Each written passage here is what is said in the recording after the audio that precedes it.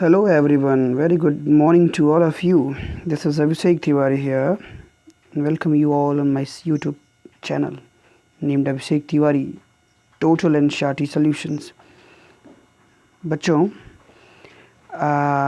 अब ये दूसरा एक तीसरा वीडियो लेकर के मैं हाजिर हुआ आपके लिए पावर शेयरिंग से, जो कि फर्स्ट चैप्टर है डेमोक्रेटिक पॉलिटिक्स का। हम लोगों ने इसके 2 वीडियोस ऑलरेडी ख़त्म कर लिए हैं। अब ये तीसरा वीडियो है जो मैं लेकर के हाजिर हूँ आपके बीच में। और this video, in the last video we have studied majoritarianism in Sri Lanka. तो हमने उसको स्टडी किया, वहाँ की जो एथनिक कम्युनिटीज़ थी श्रीलंका की, उसमें किस तरह से एक अनइवन पावर डिस्ट्रीब्यूशन हुआ और उसका रिज़ल्ट क्या हुआ वो भी मैंने आपको बता दिया कि उसकी वजह से what actually were the consequences of those. तो ये भी हम लोगों ने पढ़ा। ठीक है, मेजॉरिटेरियनिज्म क्या होता है, बेसिकली हमने उसको पढ़ा कि एक बिलीफ होती है, एक मान्यता होती है कि कोई major community should be able to rule a country in whichever way it wants. कि अगर देश में कोई एक मेजर कम्युनिटी है ना, जो सबसे ज़्यादा संख्या में रहते हैं, वो मेजर कम्युनिटी कहलाएंगे। जो सबसे ज़्यादा संख्या में रहते हैं वो लोग अपनी मन से जो वो चाहें वो उस देश में उस हिसाब से कर सकें, तो इसको वो मेजॉरिटेरियनिज्म कहा जाता है। इसको ही बहुसंख्यकवाद कहा जाता है। ओके, और वो दूसरों की इच्छा, दूसरों की अपनी ज़रूरत को इग्नोर करते हैं, डिसरिगार्ड करते हैं। तो ये मेजॉरिटेरियनिज्म होता है। इसको हमने स्टडी किया। अब स्टूडेंट, एक बहुत इंपॉर्टेंट टॉपिक जो आपके पेपर के पर्सपेक्टिव से मैं बात कर रहा हूँ, तो बहुत ही इंपॉर्टेंट टॉपिक जो कई बार क्वेश्चन के रूप में एग्ज़ाम में लिया गया है। ठीक है, तो अब हम लोग उसको पढ़ने चल रहे हैं। Okay, so let us talk about कि एक्चुअली क्या है, ये एकोमोडेशन क्या था बेल्जियम में, और किस तरह से बेल्जियम का जो बेल्जियन मॉडल था वो श्रीलंकन मॉडल से डिफरेंट था। ठीक है, इन दोनों में क्या डिफरेंसेस थे मॉडल्स में, और क्या एक कॉन्सिक्वेंसेस होता है बेल्जियन मॉडल का। ठीक है, हम लोग इसको स्टडी करते हैं पहले, उसके बाद फिर कंपेयर करेंगे दोनों ही मॉडल्स को। ठीक है, पढ़ने के बाद इसको फिर दोनों मॉडल्स को हम लोग कंपेयर करेंगे और समझेंगे एक्चुअली कि क्या है इसमें। क्लियर? ठीक है, let us go to the topic. The Belgian leaders took a different path. जो बेल्जियन लीडर्स थे, they took a different path, different path. Okay, उन्होंने एक दूसरा रास्ता अपनाया। जो बेल्जियन लीडर्स थे, they went rather than Sri Lankan model, they went somewhere else. वो दूसरे रास्ते से जो है गए, वो उन्होंने अपना एक दूसरा रास्ता तय किया। ठीक है, they recognised the existence of regional differences and cultural diversities. उन्होंने रीजनल जो एग्जिस्टेंस था, ठीक है, जो एग्जिस्टेंस था रीजनल डिफरेंसेस का, जो क्षेत्रीय भिन्नताएं थी, जो अंतर थे, और जो सांस्कृतिक विभिन्नताएं थीं, इन दोनों चीज़ों का इन्होंने उसकी एग्जिस्टेंस को रिकग्नाइज़ किया, उसकी एग्जिस्टेंस को उन्होंने वैल्यू किया, उन्होंने उसको इग्नोर नहीं किया। ठीक है, जैसे श्रीलंका में किया गया। श्रीलंका में केवल मेजॉरिटीज़ को ही वैल्यू किया गया, मेजॉरिटी को ही रिगार्ड किया गया, बाकी लोगों को डिसरिगार्ड किया गया। तो इसने क्या किया, पहले स्टेप में बेल्जियम ने अपने यहाँ किसी जो रीजनल डिफरेंसेस थे, रीजनल डिफरेंसेस मतलब डच और फ्रेंच बोलने वालों में, जर्मन बोलने वालों में जो डिफरेंसेस थे, और जो कल्चरल डाइवर्सिटीज़ थी, जो सांस्कृतिक विभिन्नताएं थी उनकी ना, सबकी अपनी सांस्कृतिक जो आइडेंटिफिकेशंस थी, उनको उन्होंने पहचान दी। बिटवीन 1970s to 1993, 1970 से 93 के बीच में, दे अमेंडेड देयर कॉन्स्टिट्यूशन 4 times। उन्होंने अपने संविधान में 4 बार जो है संशोधन किया। ओके, 4 बार उन्होंने अपने कॉन्स्टिट्यूशन में इम्प्रूवमेंट किया, संशोधन किया। उसके बाद so as to work out an arrangement that would enable everyone to live together within the same country. Okay, तो उन्होंने इस चीज़ को ऐसा किया, 4 बार उन्होंने कॉन्स्टिट्यूशन को अपने इसलिए अमेंड किया जिससे कि जो वो एक अरेंजमेंट को वर्कआउट कर सके, ठीक है, एक व्यवस्था स्थापित कर सके that would enable everyone to live together, जिससे हर किसी को एक साथ बराबरी से, समानता से ना, एक ही देश में समानता के साथ जीने और रहने का अधिकार मिल सके। इस इंटेंशन के साथ उन्होंने 4 बार कॉन्स्टिट्यूशन में चेंज किया। Okay, so the arrangement they worked out, जो अरेंजमेंट जो उन्होंने व्यवस्था बनाई is different from any other country, वो किसी और देश से बिल्कुल डिफरेंट थी। ये जो अरेंजमेंट बेल्जियम के लीडर्स ने बनाया अपनी कंट्री के लिए उन 4 बार के कॉन्स्टिट्यूशनल अमेंडमेंट के द्वारा, वो किसी और देश के कॉन्स्टिट्यूशनल अमेंडमेंट से बिल्कुल अलग था। मतलब किसी और देश के जो कॉन्स्टिट्यूशनल ड्राफ्ट था उससे बिल्कुल अलग था, ठीक है, और बहुत ही इनोवेटिव भी था और बहुत ही नवाचारी था, मतलब उसमें बहुत ही नयापन था, इनोवेटिव इसीलिए कहते हैं उसको। तो कुछ ऐसे ही some of the elements of the Belgian model के कुछ एलिमेंट्स हम यहाँ पे डिस्कस करने चल रहे हैं जो बहुत इम्पॉर्टेंट है। 4 ऐसे एलिमेंट्स हैं जो हम यहाँ पे डिस्कस करेंगे और यही चारों एग्ज़ाम्स में पूछे जाते हैं एकोमोडेशन इन बेल्जियम के नाम पे, ठीक है, कि बेल्जियम ने कैसे अपने आप को एकोमोडेट किया, उसके लिए 4 स्टेप उन्होंने तय किए, ठीक है। एकोमोडेट मतलब उन्होंने अपनी राजनीतिक जो पॉलिटिकल डिस्टर्बेंस था, जो इनस्टेबिलिटी थी, जो डिसबैलेंस था, उसको उन्होंने कैसे बैलेंस किया, स्टेबल किया, उसी चीज़ को हम कहते हैं एकोमोडेशन, ठीक है। तो लेट अस सी कि बेल्जियम में एकोमोडेशन कैसे पॉसिबल हुआ।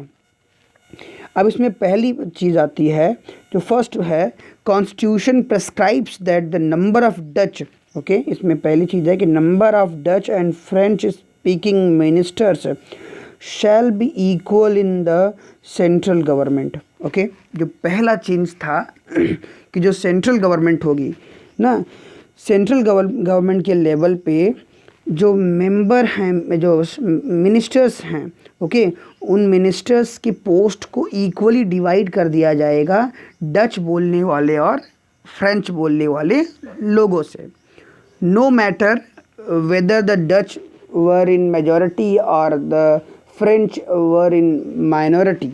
ओके, इससे कोई मतलब नहीं था ना कि देश में डच कम हैं, डच ज़्यादा हैं और फ्रेंच कम हैं, इससे कोई मतलब नहीं। Disregarding this fact they gave equal ministership to both the speaking groups. some special laws, okay, कुछ स्पेशल कानून जो है उसकी आवश्यकता हुई, the support of majority of members from each linguistic group, ठीक है। Some special laws require to support of majority, कुछ स्पेशल लॉज की रिक्वायरमेंट होती है मेजोरिटी को सपोर्ट करने के लिए, मेजोरिटी मेंबर्स को, फ्रॉम ईच लिंग्विस्टिक ग्रुप, हर भाषाई समूह से ऐसे आवश्यकता महसूस हुई। Thus no single community can make decisions unilaterally ना, इससे ये हो गया कि हर एक चीज़ के लिए हर कम्युनिटी से और उनकी हर कम्युनिटी के अपने कुछ न कुछ जो है सपोर्ट की, मेजॉरिटी की आवश्यकता महसूस हुई कोई भी चेंज करने में। तो इससे क्या हुआ, इससे एक फ़ायदा हुआ कि जो सिंगल कम्युनिटी थी अब वो कोई डिसीज़न ले पाने में एबल नहीं थी, मतलब अकेले डिसीज़न लेना उसके लिए मुश्किल था। अब डिसीज़न लेने के लिए सारी कम्युनिटीज़ को एक साथ आना पड़ता था, ठीक है। तो ये पहला चेंज हुआ कि अब अगर सेंट्रल गवर्नमेंट में, हमारे यहाँ ऐसा होता है ना, अक्सर हम बात करते हैं कि सेंट्रल गवर्नमेंट में एक भी मुस्लिम लीडर नहीं है ना, सेंट्रल गवर्नमेंट में एक भी ऐसा व्यक्ति नहीं है या महिला नहीं है, तो ऐसे हम जो है एक ऐसे बात करते रहते हैं। तो ये क्या है, ये डिफरेंसेस है। उन्होंने क्या किया, उन्होंने इन डिफरेंसेस को इग्नोर करने के लिए, इन डिफरेंसेस को एकोमोडेट करने के लिए क्या किया कि उन्होंने उनकी पॉपुलेशन के हिसाब से ध्यान ना दे करके ना, दोनों ही जो ब्रॉडर सेक्शन थे सोसाइटी के उनमें इक्वल जो है मिनिस्टर्स को बांट दिया, जिससे ना वो उनका विरोध कर सके और ना वो कर सके। और दोनों ही कम्युनिटी के जो रिप्रेजेंटेटिव अगर इक्वल हो गए तो कोई डिसीज़न जो है ना वो कम्युनिटी कर पाएगा अकेले और ना वो कर पाएगा। जब भी कोई डिसीज़न लेना होगा दोनों को साथ में आना ही होगा। ओके, समझ गए। नेक्स्ट टॉपिक, नेक्स्ट जो चेंज उन्होंने किया, ओके, वो था many powers of the central government have been given to state government of the two reasons of the country. ठीक है, बहुत से सेंट्रल गवर्नमेंट के पावर्स वो स्टेट गवर्नमेंट्स को दे दिए गए। ठीक है, state governments of the two reasons of the country, मतलब वो जो दो क्षेत्र थे वहाँ की स्टेट गवर्नमेंट को भी सेंट्रल गवर्नमेंट की पावर्स को दिया गया। The state government are not subordinate to the central government, यह उसमें दिखाने के लिए कि सेंट्रल गवर्नमेंट की सबॉर्डिनेट नहीं है स्टेट गवर्नमेंट, वो स्टेट गवर्नमेंट में भी एक समानांतर, एक पैरेलल गवर्नमेंट है ना, सेंट्रल की तरह ही, और वो गुलाम नहीं है, वो उसके नीचे काम नहीं करती है सेंट्रल गवर्नमेंट के। यह दिखाने के लिए हमारे देश में भी ऐसा होता है, इसको कहते हैं पावर शेयरिंग। कैसा power sharing? Horizontal power sharing. सबसे ऊपर सेंट्रल गवर्नमेंट है, उसके नीचे स्टेट गवर्नमेंट है, तो स्टेट गवर्नमेंट को भी पावर जो है इसमें दे दिया गया। जैसे हमारे देश में आप देख लीजिए, हमारे यहाँ सेंटर का हेड जो है वो प्रेसिडेंट होता है, हमारे यहाँ राज्यपाल स्टेट में होता है, और उसका एग्जीक्यूटिव हेड जो है प्राइम मिनिस्टर होता है, स्टेट का सीएम होता है।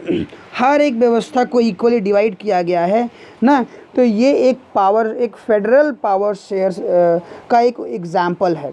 ठीक है, तो अब इस तरीके से अगर सेंटर और स्टेट दोनों को, अक्सर क्या होता है स्टेट और सेंटर के बीच में यही बातों को लेके मतभेद होता है, डिफरेंसेस क्रिएट होते हैं कि सेंटर के पास ज़्यादा पावर है, स्टेट के पास कम पावर है।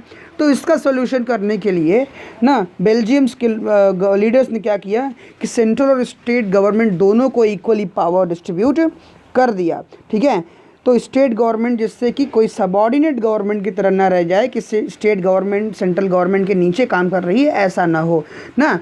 तो ये दूसरा तरीका था एकोमोडेट करने का। उसके बाद आगे बढ़ते हैं। तीसरा था Brussels has separate government in which both the communities have equal representation. Brussels में एक सेपरेट गवर्नमेंट बनाई गई। ठीक है, ब्रसेल्स का क्या था? ब्रसेल्स एक कैपिटल थी बेल्जियम की, तो ब्रसेल्स में एक अलग सरकार बनाई गई in which both the communities have equal representation, और फिर वहाँ पे भी एक डिफरेंट गवर्नमेंट बना करके वहाँ पे भी दोनों लोगों को, मतलब कि फ्रेंच और डच बोलने वालों को इक्वल, जैसे देश में इक्वल रिप्रेजेंटेशन दिया गया था, वैसे कैपिटल में भी उनको इक्वल रिप्रेजेंटेशन दे दिया गया, regardless of their number, where the French were in majority and the Dutch were in minority ना। तो जब देश में ये नहीं देखा गया तो ब्रसेल्स कैपिटल में भी ये नहीं देखा गया कि कौन ज़्यादा है कौन कम संख्या में है।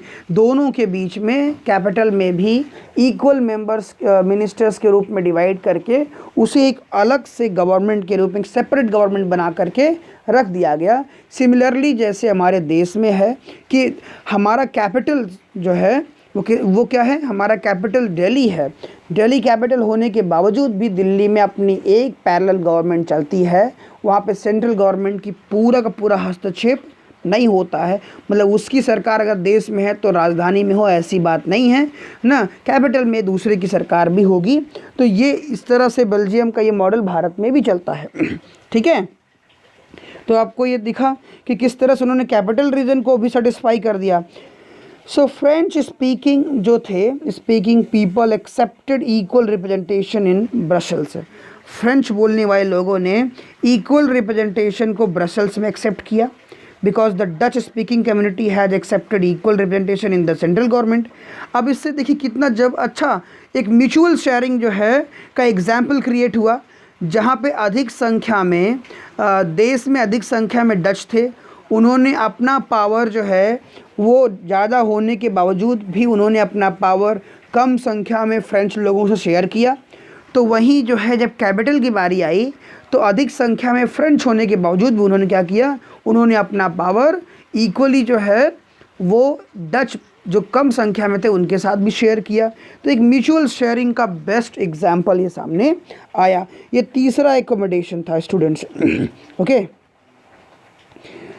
Now after it apart from the central, okay, अब फोर्थ वाला अमेंडमेंट कि apart from the central and state government, central और स्टेट गवर्नमेंट के अलावा भी, ठीक है, इन्होंने क्या किया, एक तीसरी government, the third kind of government they established.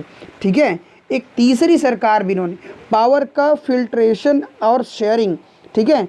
अब देखो ये हॉरिजॉन्टली एक पावर एक लाइन में वर्टिकली जो है पावर एक लाइन में शेयर किया गया, ठीक है। तो वर्टिकली पावर शेयर हो गया ऊपर से नीचे की ओर, ओके। सो इसको थर्ड काइंड ऑफ गवर्नमेंट कहा गया। This government was known as community government. इसको सामुदायिक सरकार कहा गया। Community government is elected by the people belonging to one language community, okay.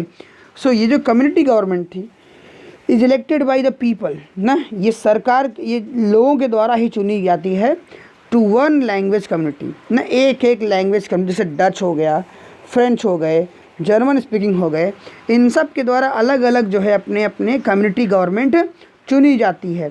No matter where they live, वो कहाँ रहते हैं उससे मतलब नहीं है, बस वो अपनी कम्युनिटी के बेसिस पे एक रिप्रेजेंटेटिव चुन लेते हैं। So this government has the power regarding cultural, educational and language related issues. और इस सरकार के पास जो है जो ये सबसे नीचे की कम्युनिटी गवर्नमेंट होती है, देखो कम्युनिटी गवर्नमेंट से एग्जाम में बहुत क्वेश्चन पूछ सकता है। इस चीज़ को आप अच्छे से तैयार रखेंगे कि कम्युनिटी गवर्नमेंट कहाँ का एग्जाम्पल है, क्या है, मॉडल क्या है, किस तरह से वहाँ पे। तो कम्युनिटी गवर्नमेंट में क्या होता है कि हर कम्युनिटी को अपना एक रिप्रेजेंटेटिव चुनने का अधिकार दिया गया, ठीक है।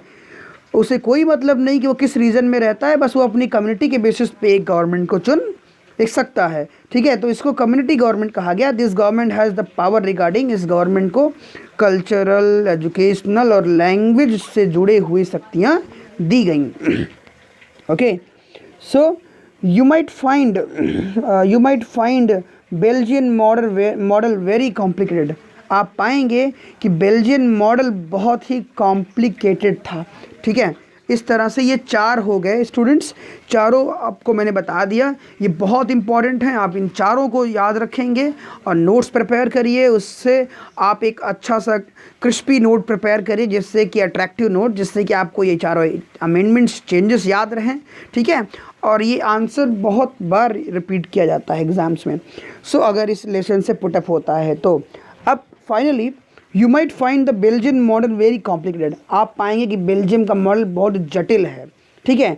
निश्चित रूप से ये बहुत ही जटिल मॉडल है, बल्कि वहाँ के लोगों के लिए भी जो रहते हैं बेल्जियम में उनके लिए भी बहुत ही ये कॉम्प्लेक्स है। But these arrangements have worked well so far. लेकिन इन अरेंजमेंट ने काम तो किया है, इन अरेंजमेंट से बदलाव आया है, हाँ ये बेहतर तरीके से काम कर पाए हैं। They help to avoid civic strife between the two major communities ना। और इस एकोमोडेशन की वजह से ही सिविक स्ट्राइफ मतलब जो नागरिकों का संघर्ष होता है जो श्रीलंका में हुआ, वो चीज़ें जो है बेल्जियम में नहीं हुआ। ये 2 मेजर कम्युनिटीज़ के बीच में सिविक स्ट्राइफ नहीं होने पाया ना, सही तरीके से जो है लॉस को इम्प्लीमेंट करने की वजह से। तो श्रीलंका वाली नौबत यहाँ पे नहीं आई। And a possible division of the country on linguistic lines. और भारत जैसे भाषा के आधार पे मतलब कि धर्म और इसके अलावा भाषा के आधार पे ना देश का विभाजन भी नहीं होने पाया ना। जहाँ पे भाषा के आधार पे श्रीलंका में लोग मांग करते रहे ना, जहाँ पे धर्म और भाषा के आधार पे हमारे देश में पाकिस्तान बन गया, तो ऐसे ही जो है वहाँ पे ये चीज़ें नहीं होने पाई बेल्जियम में, ठीक है। And when many countries of Europe came together to form the European Union, और जब बहुत से जो यूरोपियन कंट्रीज़ थे जब वो आपस में मिल करके उन्होंने एक यूनियन बनाया, उसका नाम यूरोपियन यूनियन रखा। तो यूरोपियन यूनियन का उन्होंने क्या किया, अब बेल्जियम के बेहतर मॉडल और बेल्जियम के डेमोक्रेसी को बेहतर ढंग से कैटर करने की वजह से उन्होंने बेल्जियम की कैपिटल ब्रसेल्स को ना EU का यूरोपियन यूनियन का हेडक्वार्टर तक बना डाला। ओके स्टूडेंट्स, तो ये एकोमोडेशन था इनकी ओर से। अब बात आती है कि what do we learn from these 2 stories. अब यहाँ पे हम कंपैरिजन करेंगे स्टूडेंट्स, जो मैंने शुरू में कहा था कि हम तुलना करेंगे कि आखिर दोनों में कमी क्या रह गई, दोनों में मॉडल में अंतर क्या था, क्या श्रीलंका में कमी रह गई और क्या बेल्जियम ने पूरा कर दिया। ओके, और कैसे बेल्जियम में सिविक स्ट्राइफ नहीं हुई और सिविक स्ट्राइफ जो है या सिविल स्ट्राइफ जो है वो श्रीलंका में जो है पनप गई। So what do we learn from these two stories of Belgium and Sri Lanka? हमें इन दोनों स्टोरी से क्या समझते हैं, क्या सीखते हैं? बोथ आर डेमोक्रेसीज, दोनों ही क्या हैं? लोकतंत्र हैं। Yet they dealt with the question of power sharing differently. इसके बावजूद भी क्या है कि ये पावर शेयरिंग को अलग तरीके से जो है प्रश्न करते हैं। ये दोनों जगह पावर शेयरिंग का प्रश्न अलग अलग ढंग से उठता है। जहाँ बेल्जियम में leaders have realized that the unity of the country is possible only by respecting the feelings and interest of different communities। जहाँ एक और बेल्जियम के लीडर्स ने, ठीक है, उन्होंने ये फील किया कि देश की एकता तभी बनी रह सकती है जब हम फील करें, हम जो है हम रिस्पेक्ट करेंगे फीलिंग्स और इंटरेस्ट का। हर कम्युनिटी के फीलिंग और इंटरेस्ट का जो है जब हम रिस्पेक्ट करेंगे तभी पॉसिबली यूनिटी बनी रह सकती है, और रीजन्स का जब हम रिस्पेक्ट करेंगे। Such a realisation resulted in mutually acceptable arrangement for sharing power.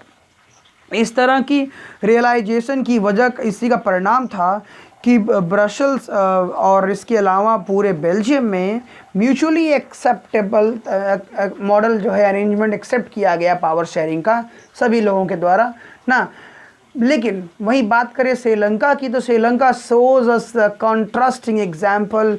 Sri Lanka एक विपरीत एग्जाम्पल था। उसने शुरू से ही ना देश की यूनिटी के ऊपर कोई फोकस नहीं किया। उसने मेजॉरिटी कम्युनिटी के डोमिनेंस में फंस करके माइनॉरिटीज़ को जो है ना उन्हें एक्सप्लॉइट करना शुरू कर दिया।